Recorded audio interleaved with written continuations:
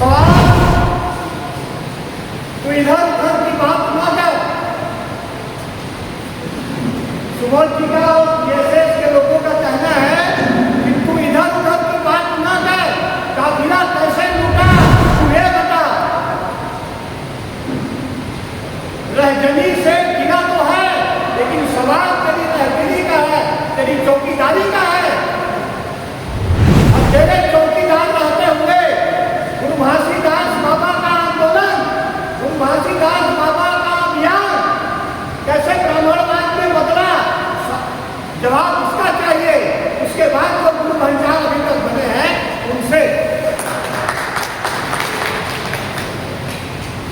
कि केवल चौथा आरती फूल काश की थाली में पैर धोवाना, नरियल चढ़वाना,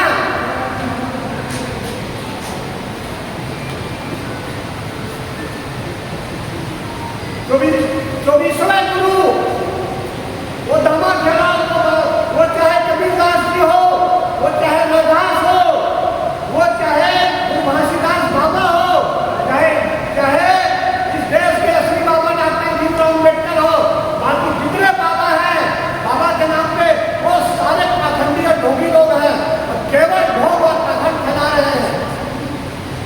तो उनके लोग हो, कोई टाई और कोट पहन लेने से भाई डॉक्टर भीमराव अम्बेडकर नहीं बन जाता। कोई घासीदास बाबा जैसे ड्रेस पहन के और दो हाथ गड्ढा बन के वहाँ सूख के और यहाँ बाबा जैसे घासीदास बाबा जैसे बेस और ड्रेस बना करके कोई घासीदास बाबा नहीं बन सकते। अब जैसे समय हरा कम कर रहा है कई लोग मेरे भाई जान बोलते हैं। यहाँ क्या है कपड़ों से अब नीला लगा दिया तो हाथी छाप वाले हैं, तिरंगा लगा दिया तो पंजाब वाले हैं। तो वही इससे होने वाला नहीं है। तो सवाल तेरी रहबरी का है, सवाल तेरी चौकीदारी का है कि तेरे चौकीदार रहते हुए बाबा का आंदोलन भटका कैसे, और उसी को लाइन में लगाने के, लाइन में रास्ते में लाने के लिए वैज्ञानिक शोध और खोज के साथ, प्रमाण के साथ पिछले 25-26 साल से जब से छत्तीसगढ़ बना है तब से इस आंदोलन को रास्ते में लाने के लिए आदरणीय सुबोध जी लगे हैं। मैं उनके ध्यान को और उनके काम करता हूँ और उनके साथ मैं कई आंदोलनों में गया हूँ, कई जगह, क्योंकि अपने दुख में रोने वाले तो मुस्कुराना सीख ले। बाबा जी का यही संदेश है, गुरु घासीदास बाबा जी का और बाबा भीमराव अम्बेडकर का, कि अपने दुख में रोने वाले तो मुस्कुराना सीख ले, औरों के दुख दर्द में तू आंसू बहाना सीख ले।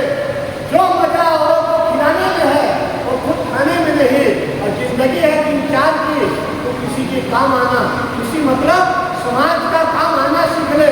जहाँ पे पैदा होते हैं इस कौम में, तो उस काम में लगे हुए हैं आदमी कितने हैं। और एक बीएसएस है और एक आरएसएस है।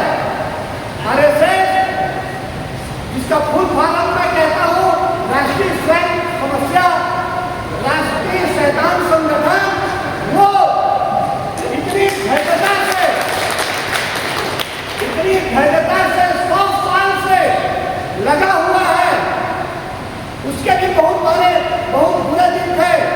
डॉक्टर सरदार वल्लभ भाई पटेल ने, इंदिरा गांधी ने उस पर बैन लगाया था, तो भी उन्होंने अपना अभियान नहीं छोड़ा।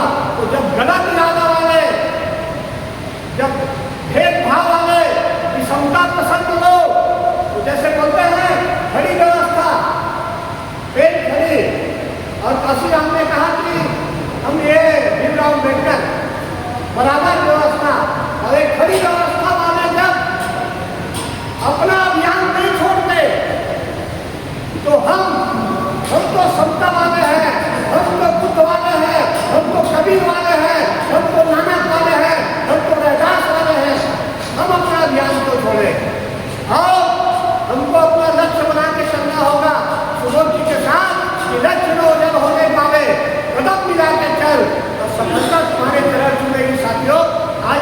मंगल। तो मैं अब ज़्यादा मैं नहीं कहना चाहूँगा।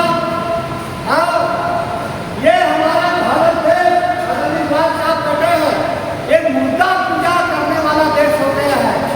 जाने के बाद मैं यदि मर गया तब नेहरू तक में पहुँचेंगे कंटिंग जलाने मोमबत्ती लेके। बहुत जुझारू आदमी नहीं से भाई, और नहीं तो मैं आपको बता रहा हूँ, आपके सामने जो खड़ा है ये डॉक्टर भीमराव अम्बेडकर का एक गिलहरी जैसा भीमराव अम्बेडकर तो हूँ। मैंने इस मिशन में अपना 90,000 महीना वाला नौकरी खोया। मैंने इस मिशन के चलते अपनी पत्नी को खोया, और उसके बाद 6 महीने के बाद मेरा हार्ट अटैक आया है, और उसके बाद मेरा एक स्टेज लगा हुआ है। अब आदरणीय साहब यहाँ बर्खास्त होकर के बैठे हुए हैं। तो ऐसे ही अम्बेडकर साहब ने कहा था कि मुझको मेरे ही समाज के पढ़े लिखे लोगों ने धोखा दिया था। तो भाई यहाँ मरने के बाद आपका तो होता है, जब तक थे जिंदा तो उसको सदन में नहीं भेज रहे थे। इस देश के मुसलमानों ने डॉक्टर अम्बेडकर जी को सदन में भेजा था, और जिसके लिए काम किया तो लोग उनको चुनाव हटाते थे। तो इतिहास है। तो यूजीसी के बारे में आदमी बता चुके हैं कि वही है।